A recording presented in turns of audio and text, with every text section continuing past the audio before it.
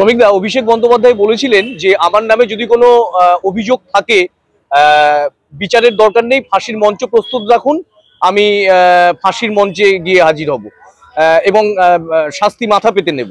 কিন্তু দেখা যাচ্ছে সিবিআই এর সাপ্লিমেন্টারি চার্জশিটে অভিষেক বন্দ্যোপাধ্যায়ের নাম আছে। কি বলবেন? দেখুন, নেতারা মানুষকে উদ্বুদ্ধ করার জন্য, মানুষের ভোট টানার জন্য এবং মানুষকে ভুল বোঝানোর জন্য এরকম প্রচুর কথা বলে থাকে। আজকে যে চার্জশিটে তার নাম আছে, আমি বলবো তাকে তাহলে ট্রায়ালের মধ্যে নিয়ে আসুক সিবিআই। এই কেস তো সিবিআই তদন্ত করছে, কিন্তু সিবিআই কি এত ক্ষমতা আছে যে আজকে তাকে ট্রায়ালের মধ্যে নিয়ে আসবে বা আজকে তাকে অ্যারেস্ট করবে বা কোনো কিছু পিনাল অ্যাকশন নেবে? এর আগেও তো লিপস অ্যান্ড বাউন্স থেকে শুরু করে প্রচুর কেসে তার নাম জড়িয়েছে, কিন্তু সিবিআই বা যারা তদন্তকারী সংস্থা তারা কি আদৌ সেই অনুযায়ী কোনো কাজ কোনো কিছু করতে পেরেছে? সুতরাং এইগুলো যুগে যুগেই আমরা দেখে এসেছি। বিশেষ করে এই তৃণমূলের, এদের নিজস্ব কোনো মান সম্মান আত্মসম্মান আদৌ কিছুই নেই। হাসির মঞ্চে যাওয়ার কথা এখন উনি বলবেন যে ইচ্ছাকৃতভাবে দেওয়া হয়েছে বা অনেক রকম যুক্তি খাড়া করবেন, এবং প্রত্যেকবারের মতন এবারেও আপনারা দেখতে পাবেন তিনি তার রক্ষা কবচ নেওয়ার জন্য হয়তো হাইকোর্ট বা সুপ্রিম কোর্টে এসে আবার দৌড়াবেন, এবং তারপরেও আবার যখন ভোট আসবে তখন তিনি বড় বড় রাজনৈতিক কথা বলবেন। এগুলো নিয়ে মানুষ বিচলিত নয়। ওনার নাম আসলো কি গেল তাতে আপনি একটা কথা বলুন আমাকে, যে ছেলেটি বা মেয়েটি অনেক কষ্ট করে জেনুইন ভাবে পরীক্ষা দিয়ে আশা করেছিল তার পরিবারের মুখে হাসি ফোটাবে, চাকরিটা পাবে, আজকে সে পুলিশের মানে লাঠি খেয়ে পুলিশের সঙ্গে খারাপ ব্যবহার পেয়ে সে আজকে রাস্তায় বসে তার অনশন করছে বা রাস্তায় বসে আজকে সে প্রতিবাদ করছে। তার ভাগ্যটা কি কোনো পরিবর্তন হবে? এটা আপনারা চিন্তা করে দেখতে পারেন। আমার মনে হয় যে এগুলো রাজনৈতিক বক্তাদের জন্যই সঠিক। উনি যে বলেছিলেন ওই বলার কোনো ইম্প্যাক্ট নেই, উনি আইনের সাহায্য নেবেন, এবং আমি আপনাকে বলছি সেটিং তত্ত্ব রয়েছে, সিবিআই তাকে অ্যারেস্ট করতে পারবে না। তার নাম এই একটা চার্জশিটে কেন, প্রতিটা অন্যান্য কেসেরও চার্জশিটে যদি আসে, যত জায়গায় দুর্নীতি হয়েছে সেখানেও আপনি যদি ঠিকভাবে সিবিআই তদন্ত করে আরও অনেক জায়গায় হয়তো তার নাম আসতে পারে। কিন্তু তারপরেও রাজনৈতিক নেতারা, বিশেষ করে এই তৃণমূলের ওপর মহলের রাজনৈতিক নেতারা আদৌ তারা আইনের র্যাডারে কতটা আসবেন এ নিয়ে আমার সন্দেহ আছে। কিন্তু এই যে সিবিআই এর সঙ্গে কেন্দ্রের সঙ্গে রাজ্যের সেটিং তত্ত্ব এবং সেখান থেকে অভিষেক বন্দ্যোপাধ্যায় বা অন্যান্য তৃণমূলের নেতারা পার পেয়ে যাচ্ছেন, এই কথাতে আপনি কি শিলমোহর দিচ্ছেন? না, অবশ্যই দিতেই হবে। আমি তো আর কোনো নীতি নির্ধারক নই, আমি একজন আইনজীবী। আমি তো দেখতেই পাচ্ছি, সত্যি তো এই ঘটনা তো ঘটেই যাচ্ছে। এই ঘটনা তো পরিষ্কারভাবে দেখা যাচ্ছে যে তদন্ত অন্যদিকে চালিত করা হচ্ছে। আপনি একটা কথা বলুন না, সঞ্জয় রায়ের যে কেসটা আর আরজি করের যে কেসটা, তাতে প্রধান বিচারপতি ডিওয়াই চন্দ্রচূড়, প্রাক্তন সুপ্রিম কোর্টের প্রধান বিচারপতি, তিনি বলেছিলেন তিনি সিবিআই রিপোর্ট দেখে অত্যন্ত বিচলিত বোধ করেছিলেন। নিশ্চয়ই সঞ্জয় রায়ের মতন একজন সিভিক ভলেন্টিয়ারের নাম সেখানে রয়েছে বলে তিনি বিচলিত বোধ করেননি, সেখানেও অনেক কারণ নাম ছিল। আজ পর্যন্ত সিবিআই কি তাদের র্যাডারে আনতে পেরেছে? না, আমরা দেখতে পেয়েছি উল্টে সিবিআই স্টেটের যে লয়ার, স্টেটের যাদেরকে ধরেছিল, সেই আপনার হচ্ছে যে টালা থানার ওসি এবং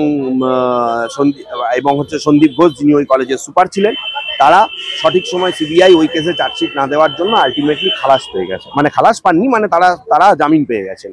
পরবর্তীকালে কি হবে, আদৌ তারা কি পাবেন, তারা তাই নিয়ে আবার মামলা করছেন। আমার তো মনে হয় যে সেটিং তত্ত্ব একটা বিশাল বড় ভূমিকা পালন করছে, বিশেষ করে তৃণমূলের ক্ষেত্রে একটা বড় সেটিং কাজ করছে। এবং আপনাকে আমি এইটাই বলি, পরিস্থিতি যাই হোক না কেন, আরো যত দুর্নীতিতে তৃণমূলের নাম বেরোক না কেন, একটাই তাদের মোটো, যে এই রাজ্যটাকে লুটে পুটে খাবো, আরো যতদিন সম্ভব থাকবো, শাসন করব, শোষণ করব মানুষকে।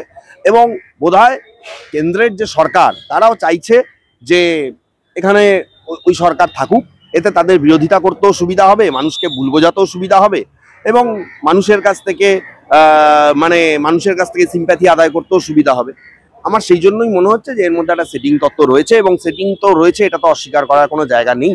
না হলে এত কেসে যেখানে বড় বড় হেভিওয়েটদের নাম আসছে, সেখানে কেন তদন্ত গুটিয়ে নেওয়া হচ্ছে? আসল ব্যাপারটা কি জানেন তো? আসল ব্যাপারটা হচ্ছে যে যখনই দেখা যাচ্ছে যে তৃণমূলের কোনো নেতার নাম চার্জশিটে এসেছে, যদি আপনি ওই কেস ধরেন, যদি আপনি নারদা কেস ধরেন, শুভেন্দু অধিকারী তৃণমূলের পরিবহন মন্ত্রী ছিলেন, তার নাম চার্জশিটে আসার পর সেই কেসে, নারদা কেসে শিফট ব্যাক হয়েছিল, মানে তিনি শিফট ব্যাক করে বিজেপিতে চলে গেছিলেন, তারপরে সেই কেসটাকে ঠান্ডা ঘরে পাঠিয়ে দেওয়া হয়েছিল। তো এটা একটা পলিসি হতে পারে যে নাম যদি চলে আসে দল পরিবর্তন করো, অথবা কোনো সেটিং করে নাও, ব্যাস সমস্ত সমস্যা শেষ, আর কোনো ব্যাপার না, ওই কেস নিয়ে আর কোনো অগ্রগতিও হবে না, কোনো কিছুও হবে না। এই জিনিস মানুষ দেখতে দেখতে অভ্যস্ত। আমার কাছে এটা কোনো নতুনত্ব বিষয় না, মিডিয়ার কাছে হয়তো হতে পারে হট ইন্টারেস্টিং টপিক, বাট আমার কাছে কোনো নতুনত্ব বিষয় নয়। মানুষকে যে প্রতি মুহূর্তে ঠকানো হয়েছে, যদি আজকে যারই নাম আসুক, তিনি কেন তদন্তের আওতায় আসবেন না? কেন সিবিআই সেই তদন্ত করতে পারবে না? বা সিবিআই কেন হাত গুটিয়ে বসে থাকবে এবং কোর্টে দিনের পর দিন ভর্ৎসিত হবে? কেন তাদেরকে তথ্য প্রকাশ করে বলতে হবে যে সিবিআই লাস্ট 10 বছরে কি করেছে? যে কার্যত তারা যে এই লাস্ট 10 বছরে পশ্চিমবঙ্গের বিভিন্ন কেসের ক্ষেত্রে যেখানে দেখা যাচ্ছে খুব হিউজ ইনভলভমেন্ট, সেখানে তারা কার্যত কিছুই করতে পারেনি। ইভেন অনুব্রত মণ্ডল তিনি যখন বেল পেয়েছিলেন, তা মানে সেখানকার জজ সাহেব তিনি তার অর্ডারে মেনশন করেছিলেন যে একটা গরু পাচারের তথ্য সিবিআই বা ইডি কেউ দিতে পারেনি। একটা গরু পাচারের তথ্য সিডিতে নেই, সেই জন্য তথ্যের অভাবে তাকে কিন্তু বেল দেওয়া হয়েছে। সুতরাং যে যে যে জায়গাটাকে হিট করতে চাইছে, পরবর্তীকালে গিয়ে সেই জায়গাটাই যদি গুলিয়ে যায়, সেই জায়গাটাই যদি মানে সমঝোতা হয়ে যায় টাকার বিনিময়ে বা যে কোনোভাবে হোক, বা রাজনীতির অন্দরমহলে, তাহলে তো অন্যায়ের বিচার হবে না, আর কিছু করাও সম্ভব না। কারণ সিবিআই এর থেকে বড় তদন্তকারী সংস্থা ভারতবর্ষে আর কিছু নেই। তারা যদি কিছু না করতে পারে, তাহলে মানুষের এটাই মেনে নেওয়া, এটাই ভবিতব্য, এটাই মেনে নিতে হবে। তার মানে সিবিআই যে ব্যর্থ বেশিরভাগ ইনভেস্টিগেশনে এই রাজ্যের ক্ষেত্রে আমি বলবো, অন্যান্য রাজ্যের ক্ষেত্রে আবার সিবিআই খুব তৎপর, কিন্তু এই রাজ্যের ক্ষেত্রে দেখুন, ব্যর্থ কথাটা বলার আগে অনেক চিন্তা ভাবনা করতে হবে। ব্যর্থ কিন্তু একটা অনেক বড় শব্দ। ব্যর্থতা আদৌ কি ব্যর্থ? হয়তো সিবিআই চেষ্টা করছে, প্রাথমিক চার্জশিট অব্দি তো নাম আসছে, প্রাথমিক জায়গাটা অব্দি তো নাম আসছে, তারপর কেন আটকে যাচ্ছে? তদন্ত প্রক্রিয়া কেন এগোচ্ছে না? কেন তাকে অ্যারেস্ট করা যাচ্ছে না? এবং যখন সেফগার্ডের জায়গাগুলো আসছে, কার্যত সেইখানে সিবিআই দেখা যাচ্ছে বিভিন্ন কোর্টে, কার্যত সেইখানে তথ্য প্রমাণগুলো সিবিআই ঠিকমতো তুলে ধরতে পারছে না, যার জন্য আজকে তাদের হয় জামিন হয়ে যাচ্ছে, নয় সেফগার্ড হয়ে যাচ্ছে।